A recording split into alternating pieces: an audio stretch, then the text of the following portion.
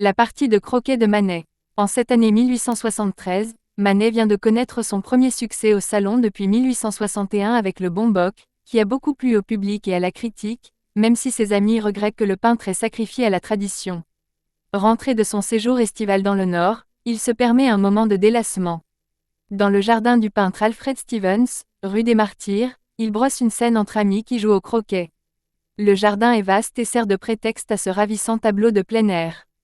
De face, prête à faire passer la balle sous l'arceau, Victorine meurt à Grossi depuis l'Olympia. Elle mourra des années plus tard, ayant sombré dans la misère et l'alcoolisme. Quant au personnage de dos, il s'agirait d'Alfred Stevens en personne. Manet a usé ici de touches frémissantes pour le traitement des arbres, même si l'on retrouve sur le sol, au premier plan, les entrecroisements qui lui sont chers. Les personnages, rapidement esquissés, reprennent l'idée impressionniste des figures en plein air, que Monet et Renoir ont pratiqué avec le talent qu'on leur connaît. La chasse aux papillons de Berthe Morisot, réalisée en 1874, reprend le thème de personnages en train de s'adonner à un jeu de plein air. De la même façon, alors que deux figures sont tournées vers le spectateur, les deux autres, des enfants, présentent leur dos à la scène.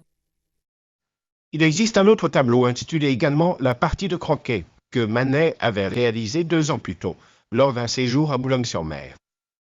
Comme le peintre souffrait à cette époque d'une dépression nerveuse, son médecin lui avait en effet recommandé un voyage au bord de la mer.